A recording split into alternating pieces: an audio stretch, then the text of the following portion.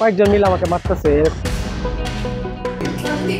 অনলাইনে টুলেট বিজ্ঞাপন দেখে সাবলেট বাসা দেখতে আসা শিক্ষার্থীকে এভাবেই করা হচ্ছে মারধর। এরপর তাকে জিম্মি করে মোবাইল, ল্যাপটপ এবং নগদ 25,000 টাকা নেয় নারী প্রতারক চক্র।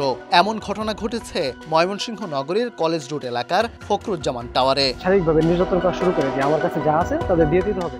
ভুক্তভোগী আনন্দমোহন কলেজ শিক্ষার্থী নাইমের অভিযোগের পর পুলিশ অভিযান চালিয়ে এই ঘটনায় 2 তরুণীকে আটক করেছে। এরপর সামনে আসতে শুরু করে শিক্ষানগরী ময়মনসিংহের আবাসিক শিক্ষার্থীদের টার্গেট করে অপরাধ চক্রের বিভিন্ন কায়দায় অপতৎপরতার চাঞ্চল্য সব তথ্য। তারা হাজবেন্ড ওয়াইফ থাকে, একটু ব্যাচেলর সাবজেক্ট দিবে থাকবেন। আমি তাদের দেওয়া নাম্বারে যোগাযোগ করে আমি সাথে সাথে বেরোই, কারণ আমি তখন বেরোচ্ছিলাম। যখন টুলেট পোস্টটা দেখলাম তখন বেরোচ্ছিলাম, তো ভাবলাম যে গাগিনাপাড়ি যেহেতু যাচ্ছি বাসাটা দেখেই যাই। পরে তাদেরকে যোগাযোগ করে তাদের বাসায় তারা আমাকে নিয়ে যায়। নিয়ে যাওয়ার পরে তাদের যে রুমটা ফাঁকা আছে ওইটাতে আমাকে তারা ঢুকায় যে এই রুমটা ভাইয়া দেখো। তো আমি যখন রুমে ঢোকার সাথে সাথে পিছনের রুম থেকে আরও 4 জন ছেলে আর 4 জন মেয়ে তারা বের হয় এখান থেকে। তাদের হাতে ধারালো অস্ত্র ছিল, এমনকি আমাকে তখন থেকে তারা শারীরিকভাবে নির্যাতন করা শুরু করে যে আমার কাছে যা আছে তাদের দিয়ে দিতে হবে।